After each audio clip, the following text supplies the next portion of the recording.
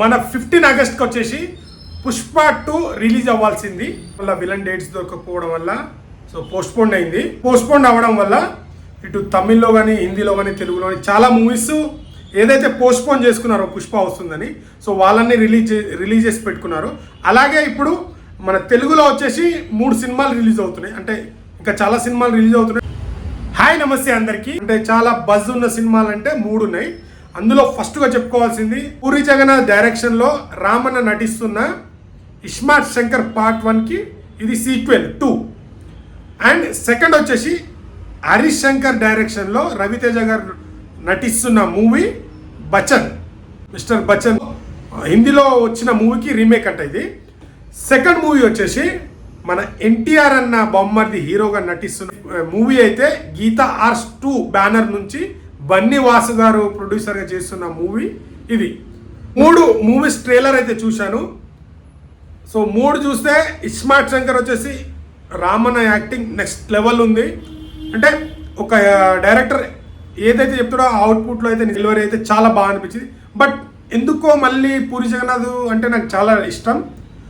కొద్దిగా రొటీన్ అనిపించింది, అంటే పాత 1లో ఉన్నదే చూపించినాడు అంటే మనం జడ్జి చేయలేము.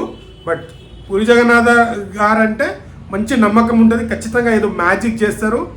ఆల్రెడీ చెప్పారు బీసీ సెంటర్లో మాత్రం మోత మోగిపోతుందని. సో 15 ఆగస్ట్ నాడు చూద్దాం ఎలా ఉంటుందో.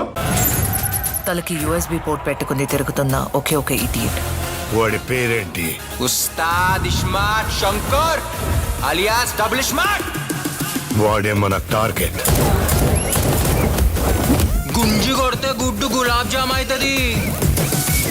ఏ బొమ్మా और अंदर जाके नजर उतारना, नहीं तो शंकर की नजर लग जाएगी.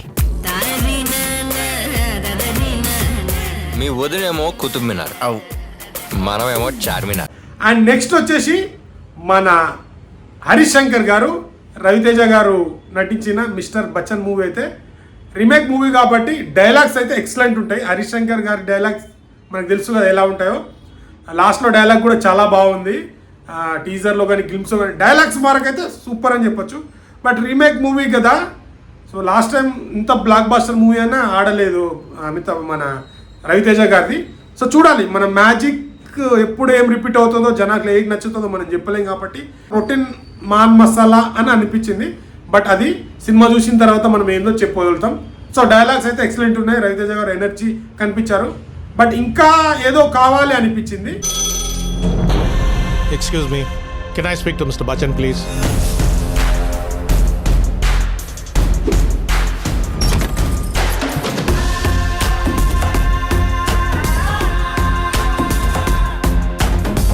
రోజు సాయంత్రం 6 నుంచి 8 గంటల వరకు శ్రోతలు కోరిన పాటలు పాడుతూ ఉంటాం. ఆప్కి కోయి ఫర్మాయిష్. వాళ్ళకి రూమర్లకి పని పాట లేని చాలా మంది పకోడీగాళ్ళు ఇదే పని మీద ఉంటారు. ఆగస్ట్ 15th ఏం జరిగిందో తెలుసా మీకు? ఆ రోజు 70mm స్టీరియోఫోనిక్ షోలే రిలీజ్ అయింది. 3 సినిమాలో కంపేర్ చేసుకుంటే పర్సనలీ నాకు నచ్చింది హాయ్. ఎందుకంటే ట్రైలర్ చూడండి, చాలా కొత్తగా కామెడీ చాలా బాగుంది. సో ఫస్ట్ టైం డైరెక్షన్ ఇస్తారు అని అంటే అతను చెప్పిన కథ, అతని ఎక్స్పీరియన్స్, మీరు చూడబోయే చిత్రం ముందే చెప్తున్నాను. అలాగా కామెడీ టైమింగ్ అదర్ కూడా వేస్తాడు.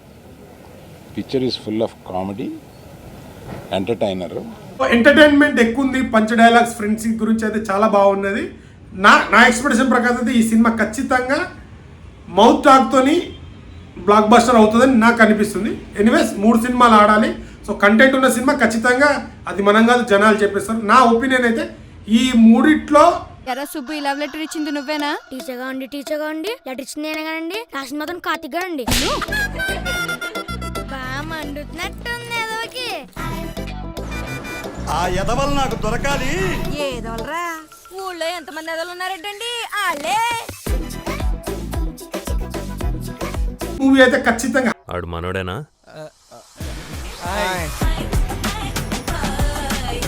దీనికి ఇంకేం సొల్యూషన్ లేదా పల్లవి? రాజు రెడ్డిగా రెడ్డి కమ్మగా బ్లాక్ బస్టర్ అవుతుందని నాకు అనిపిస్తుంది. సో మీరు ఏ సినిమా బ్లాక్ బస్టర్ అవుతుంది అనుకుంటున్నారు? సో 3 సినిమాకి ఆల్ ద బెస్ట్. 3 సినిమాలు ఆడాలనుకుంటున్నాను. బట్ నేను ట్రైలర్ చూసిన తర్వాత దేని మీద ఎంత ఎక్స్పెక్టేషన్ ఉందనేది ఇది. సో పాన్ ఇండియా రేంజ్లో రామన్న మూవీ రిలీజ్ అవుతుంది. సో తెలుగులో ఈ 2 సినిమాలు రిలీజ్ అవుతున్నాయి. బట్ రామన్న యాక్టింగ్ కూడా బాగుంది. సో దీంట్లో డైలాగ్స్ బాగున్నాయి. దీంట్లో అయితే ఫ్యామిలీ ఆడియన్స్ అందరికీ నచ్చేటట్టు ఒక కంప్లీట్ ఒక బ్యాచులర్ కామెడీ డ్రామా అయితే చాలా బాగా అనిపించింది. సో ఏది హిట్ అవుతుంది అనుకుంటున్నారు? సో వీలైతే లైక్, షేర్, సబ్స్క్రైబ్ చేయడం మాత్రం మర్చిపోకండి. ఇంకో కంటెంట్తో నేను ముందుకు వస్తాను. Thank you.